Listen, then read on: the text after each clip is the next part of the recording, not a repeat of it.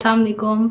अच्छा, मेरी एक बैड हैबिट है जो कि मैं शेयर करूँगी कि मैं कुछ भी पी रही हूँ तो उसके एंड पर, बेशक वो कॉफ़ी हो गई, वो चाय होगी, जूस हो गया, एनीथिंग, लेकिन एंड पर मैं उसको इतना सा ज़रूर छोड़ दूँगी। पता नहीं क्यों, लेकिन मैं उसको छोड़ दूँगी और अभी भी कुछ ऐसा ही हुआ है। अभी अभी मैंने ग्रीन टी को ख़त्म किया और एंड पर ये मैंने इतनी छोड़ दिया, पता नहीं क्यों, लेकिन मैंने छोड़ दिया। तो इसको देखकर ये भी पता लग ही गया होगा कि बात किस बारे में की जाएगी। ग्रीन टी के बारे में की जाएगी। बहुत से लोगों को ये लगता है कि ग्रीन टी हमारा वेट लॉस करवाती है, जबकि ऐसा बिल्कुल भी नहीं है। ग्रीन टी इनडायरेक्टली हमारे वेट लॉस के अंदर हेल्प करती है, लेकिन हमारा वेट लॉस डायरेक्टली नहीं करवाती है। अगर हम लोग ये समझते हैं कि हम लोग ग्रीन टी पीते जाएंगे, दिन में हम लोग 3 से 4 मरतबा ग्रीन टी का कप पी लेंगे, लेकिन ना हम अपनी डाइट को चेंज करेंगे, ना हम एक्सरसाइज करेंगे, हम लोग कुछ भी नहीं करेंगे, बस हम लोग ग्रीन टी पी लेंगे। हम खाना खाएंगे, खाने के बाद हमने ग्रीन टी का कप ले लिया तो हम लोग ये समझते हैं कि जो खाना हमने खाया है हमें वो नहीं लगेगा, यानी कि हमारा वो खाना हमारा वज़न नहीं बढ़ाएगा। क्यों? सिर्फ ग्रीन टी की वजह से। सबसे बड़ी गलतफहमी ही ये है, जिसे दूर करना बहुत ज़रूरी है। हाँ, ग्रीन टी के बहुत सारे बेनिफिट्स हैं और बहुत सारे बेनिफिट्स हैं, लेकिन वेट लॉस के अंदर कहना कि हाँ जी ग्रीन टी मदद करती है, इनडायरेक्टली करती है, लेकिन डायरेक्टली तो बिल्कुल भी नहीं करती। अगर हम लोग वेट लॉस को साइड पे रख के ग्रीन टी के दूसरे बेनिफिट्स की बात करें तो उसके अंदर ये आ जाता है कि जो ग्रीन टी है वो हमारे मेटाबॉलिज्म को बूस्ट करती है।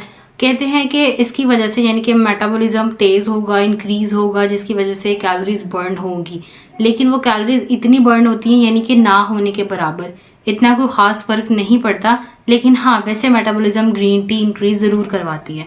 सेकेंड थिंग ये है कि ग्रीन टी बहुत अच्छा सोर्स है एंटीऑक्सीडेंट्स का, जो कि हमें फ्री रेडिकल से बचाता है। ग्रीन टी से जो हार्ट हेल्थ है वो इम्प्रूव होती है, कोलेस्ट्रॉल रेगुलेट होता है, ब्लड प्रेशर कंट्रोल में रहता है, हमारे जो ब्रेन के फंक्शंस हैं वो इम्प्रूव होते हैं, जो फोकस है, कंसंट्रेशन है, वो बेहतर होती है। साथ ही साथ अक्सर स्टडीज़ ये भी सजेस्ट करती हैं कि सर्टेन टाइप्स ऑफ कैंसर का रिस्क कम करने में भी ग्रीन टी मदद करती है, लेकिन इस पर मज़ीद भी रिसर्च की ज़रूरत है। अगर बात की जाए वेट लॉस की कि green tea weight loss indirectly कैसे करवाती है, डायरेक्टली तो बात ही खत्म होगी ना। इनडायरेक्टली तो वेट लॉस करवाती नहीं है ग्रीन टी।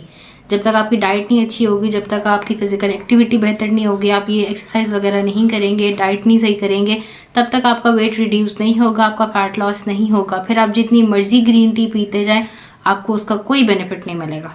लेकिन हाँ, ग्रीन टी आपका इनडायरेक्टली वेट लॉस ऐसे करवाती है कि आपकी जो भूख है, आपकी एपेटाइट है, उसको कंट्रोल में रखती है। अब उसको कंट्रोल में रखेगी, जाहिर सी बात है, अगर आपको भूख कम लगेगी आप खाना कम खाएंगे, खाना कम खाएंगे तो ऑटोमेटिकली आपका जो वेट है वो रिड्यूस होगा।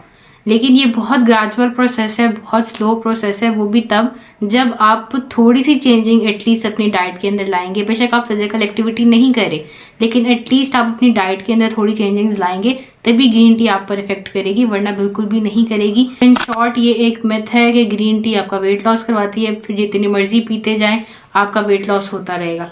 तो ऐसा बिल्कुल नहीं है। अपनी डाइट चेंज करें, कैलोरी डेफिसिट पर आएँ और साथ ही साथ फिजिकल एक्टिविटी करें, एक्सरसाइज वगैरह करें और फिर ग्रीन टी पिएं। फिर आपको ग्रीन टी का इफेक्ट भी होगा और आपका वेट लॉस भी होगा।